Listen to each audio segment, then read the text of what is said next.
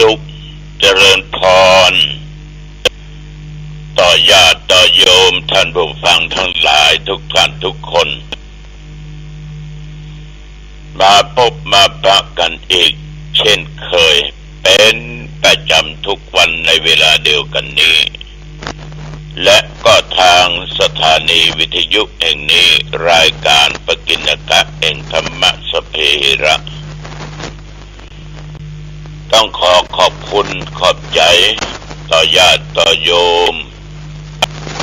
ที่ติดตามฟังรายการนี้มาโดยดีตลอดขอบใจนักขอบใจหลายๆเนื้อเอาละญาติโยมเข้ามาไหว้พระสวดมนต์ตามกิจที่เขาเคยปฏิบัติมาอาตมามีความตั้งอกตั้งใจถวายเป็นพระพรชัยมงคลแด่สมเด็จพระเจ้าลูกเธอเจ้าฟ้าพัชรกิติยาภาหรือพระองค์พาที่ท่านได้ประชวรอยู่ก็ขอท่านได้หายจากโรคภัยไข้เจ็บหายจากอาการพระประชวรมีพระสุขภาพพระมัยแข็งแรงบำรุงกายและใจได้มีพระชนมายุยิ่งยืนนานได้120 ขวบเข้าพรรษากำจูพุทธศาสนาไปตลอดเป็นที่พึ่งที่อิงของปวงประชาทุกหมู่เหล่าเอาละญาติโยมเขาตั้งใจไหว้พระเนื้ออะระหังสัมมาสัมพุทโธภควาพระผู้มีพระภาคเจ้าเป็นพระอรหันต์ดับเพลิงกิเลสเพลิงทุกข์สิ้นเชิงตรัสรู้ชอบได้โดยพระองค์เองพุทธังภควันตังอภิวาเทมิข้าพเจ้าอภิวาทพระผู้มีพระภาคเจ้าผู้รู้ผู้ตื่นผู้เบิกบานกราบพระพุทธสวากขาโตภควตาธัมโมพระธรรมเป็นธรรมที่พระผู้มีพระภาคเจ้าตรัสไว้ดีแล้วธัมมังนัมสสามิข้าพเจ้านมัสการพระธรรมกราบพระธรรมสุปฏิปันโนภควโตสาวกสังโฆพระสงฆ์สาวกของพระผู้มีพระภาคเจ้าปฏิบัติดีแล้วสังฆังนัมมามิข้าพเจ้านอบน้อมพระสงฆ์กราบพระสงฆ์นะโมตัสสะภะคะวะโตขอนอบน้อมแด่พระผู้มีพระภาคเจ้าพระองค์นั้นอรหัตโตซึ่งเป็นผู้ไกลจากกิเลสสัมมาสัมพุทธัสสะตรัสรู้ชอบได้โดยพระองค์เองนะโมตัสสะภะคะวะโตขอนอบน้อมแด่พระผู้มีพระภาคเจ้าพระองค์นั้นอรหัตโตซึ่งเป็นผู้ไกลจากกิเลสสัมมาสัมพุทธัสสะตรัสรู้ชอบได้โดยพระองค์เองนะโมตัสสะภะคะวะโตขอนอบน้อมแด่พระผู้มีพระภาคเจ้าพระองค์นั้นอรหัตโตซึ่งเป็นผู้ไกลจากกิเลสสัมมาสัมพุทธัสสะตรัสรู้ชอบได้โดยพระองค์เอง ส พุทธังสรณังคัจฉามิธัมมังสรณังคัจฉามิสังฆังสรณังคัจฉามิทุติยัมปิพุทธังสรณังคัจฉามิทุติยัมปิธัมมังสรณังคัจฉามิทุติยัมปิสังฆังสรณังคัจฉามิตติยัมปิพุทธังสรณังคัจฉามิตติยัมปิธัมมังสรณังคัจฉามิตติยัมปิสังฆังสรณังคัจฉามิ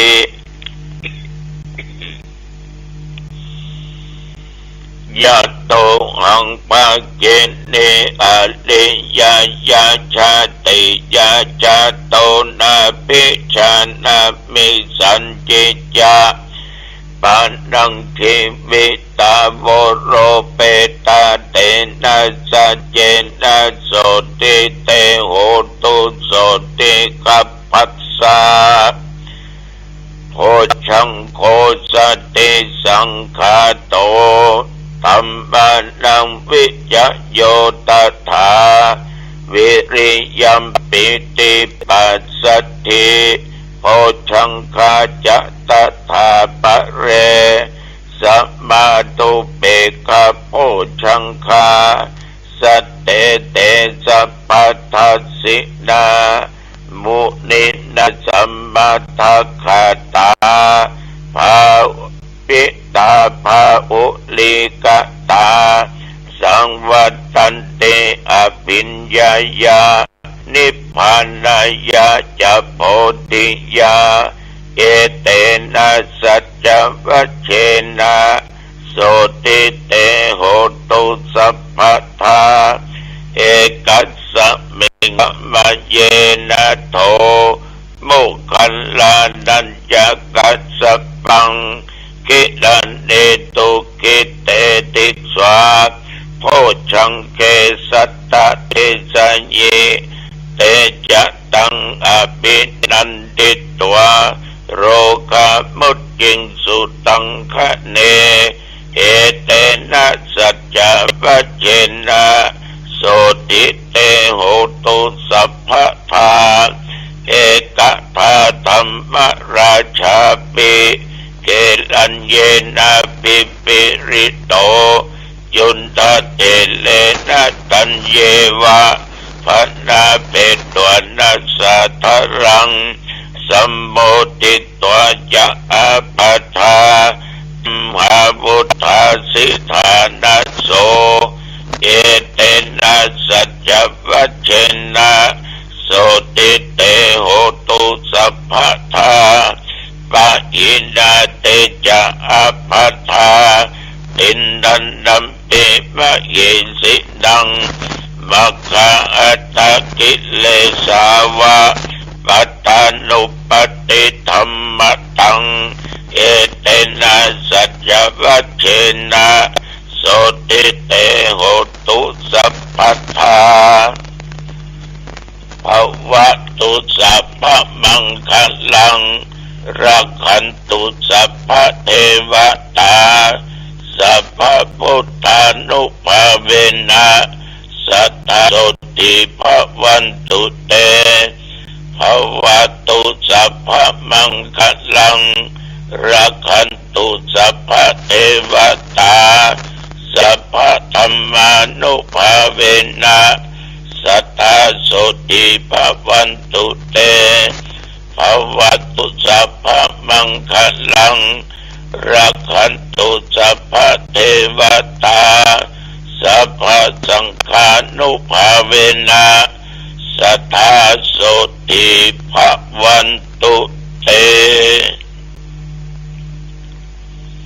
ขอถวายพระพรกรมอุตุได้ประกาศตักเตือนตั้งแต่เมื่อตะวันวามาจนถึงปัจจุบัน ประเดี๋ยวนี้มีรายงานว่ามีฝนตกมีฝนตก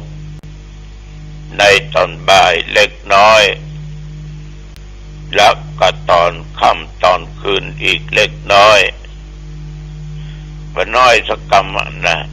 ะบ่ห่วงวัดสำหรับลมฟ้าก็ตามปกติ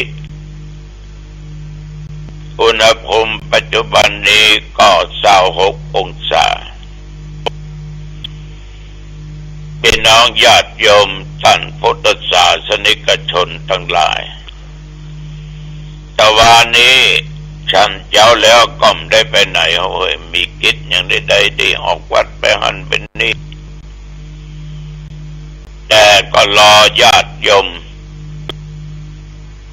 ก็มีญาติโยมมาร่วมทำบุญทานขันเข้าไว้กับตนกับตัวไปหน้าไปหาพอเกิดไม่เกิดเจ้ากรรมนายเวรเนาะแล้วก็มีญาติโยมไปกระทำบุญคล้ายวันเกิดมีคณะครูนักเรียนนำกระเช้าไปแสดงมุทิตาสักการะมีอาจารย์ถึงภรรยาไปแสดงมุทิตาสักการะมีสาธุเจ้าแดงวัดหัวรินพร้อมลูกศิษย์ลูกหาไปถวายมุทิตาสักการะเนื่องจากว่างานทำอายุวัฒนมงคลของทุกเจ้าก็ผ่านไปการกระทำบุญในครั้งนี้ก็ยังได้มีญาติมีโยมมาร่วมก็ต้องขอประกาศอนุโมทนาโดยว่าต้องขอบคุณขอบใจในน้ำจิตน้ำใจของญาติของโยมทุกท่านทุกคนเป็นต้นว่าพ่อทวีทิพย์คำบ้านเหล่าเมืองจี้จังหวัดลำพูนพ่อทวีนี้ก็ได้ร่วมจัดซื้อเครื่องมือการแพทย์เครื่องช่วยหายใจไว้ห้องICUโรงพยาบาลหางดง200 กล่องบุญนอกนั้นมีคุณชัยยุทธคุณธันฤดีคุณชานิสราคุณนงนภัสคุณนัทธนนท์ตาบุรีหมู่บ้านมูลแลนด์แอนเฮาส์นี่ก็มาร่วมเป็นเจ้าภาพซื้อเครื่องมือการแพทย์ไว้ห้อง ICU อีก500 กล่องคุณบิชาปัญจเรือนบ้านร้องอันนี้ก็320 กล่องบุญเหลือแต่ผู้มีจิตเป็นกุศลไปร่วมกินร่วมทานกันหลายคนด้วยกันต้องขออนุโมทนาต่อแม่อุ้ยดินทิดดานปันบ้านสันปงโดยสเก็ต 1,200 กล่องบุญแม่จันทิพย์แสงทองบางก้อยสันละปี500 กล่องบุญแม่จันทาอุปราชิตบางก้อย1,500 กล่องบุญแม่แก้วดีมหาเทพบ้านสันละปี500 กล่องบุญแม่ฟองแก้วคุณนิวัฒน์รัตติยะผาแดดอำเภอเมือง500 กล่องบุญแม่สีทรโลมาสมร้องเดือด300 กล่องบุญคณะศรัทธาวัดเทพสิทธิ์ต้นเลือด 10,000 กล่องบุญพ่อบุญชมแม่จันดีนั่นนี้ก็อยู่ที่ปากกอง 1,000 กล่องบุญพ่อนานประพัฒน์แม่จันศรีดวงแสงขันแก้วหางดง200 กล่องบุญต้องขออนุโมทนาขอบใจ ในน้ำจิตน้ำใจของญาติของโยมทุกท่านทุกคนจะได้ช่วยกันเป็นกองซื้อเครื่องมือการแพทย์เครื่องช่วยหายใจซื้อเตียงซื้ออุปกรณ์ต่างๆไว้ห้องICUโรงพยาบาลหางดงเพื่อว่าจะได้ช่วยชีวิตต่อเพื่อนมนุษย์บอกว่าจะเป็นทุกเจ้าพระเน้นเป็นญาติเป็นโยมเป็นหญิงเป็นชายเวลาเจ็บไข้ได้ป่วยหนักองค์ยาเขายังว่ามีห้องICUฉะนั้นเขาจะต้องร่วมกันเพื่อให้ชีวิตคนได้อยู่ต่อไปก็ตั้งโยมหมอก็บอกว่าอยากจะได้สัก8 เตียงก่อนแต่จริงมันน้อยแต่ว่าสถานที่เท่านั้นมันบักเพียงพอ8 เตียงเนี่ยเครื่องของพร้อมหมดเนี่ยโยมตกอยู่ประมาณชุด1,200,000 กว่าบาท8 เตียงนี่ก็ตกอยู่ประมาณ9 ล้านกว่าบาทเกือบจะ10 ล้านฉะนั้นต้องอาศัยศรัทธาเศรษฐีผู้ใจบุญทุกท่านทุกคนนะร่วมกันเพื่อชีวิตคนเน้อโยมเน้องานใดอันใดบุญใดเราก็บ่เคยละวัดว่าอารามกึศสังฆแปลงทานกฐินทานประปาทานอะไรอย่างเขาก็ทานกันมาญาติโยมมาช่วยกันเสริมสร้างบารมีฐานะบารมีอันยิ่งใหญ่ในการให้ชีวิตช่วยชีวิตคนเจ็บคนป่วยแต่ที่มันว่าต้องตายกับมาตายเพราะห้องICUไม่มีไปที่ให้นี่เพิ่นก็บอกว่างเนี่ยลำบากก็พากันมาตายเนี่ยบ้านเจ้าว่าคนบ้านยิงใจเนาะฉะนั้นก็ขอฝากไว้กับญาติกับโยมผู้ใจบุญด้วยเนอะ ช่วยกันเนอะช่วยกันเนอะตามกำลังของญาติของโยมท่านทั้งหลายในฐานะที่ท่านทั้งหลายนั้นเกิดมาพบพระพุทธศาสนาอันเป็นศาสนาขององค์สมเด็จพระสัมมาสัมพุทธเจ้าก็นับได้ว่าหมู่เราทั้งหลายนี่เป็นผู้โชคดีมากๆเพราะคำสอนในทางพุทธศาสนานั้นสอนด้วยเหตุและด้วยผลสอนถึงความดับทุกข์ไม่ต้องมาวนเวียนว่ายแต่เกิดนั่นก็คือเข้าสู่พระนิพพาน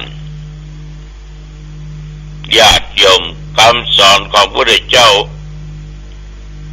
ไม่ได้เป็นอัตตาธิปไตยไม่ได้เป็นโลกาธิปไตยถือธรรมเป็นใหญ่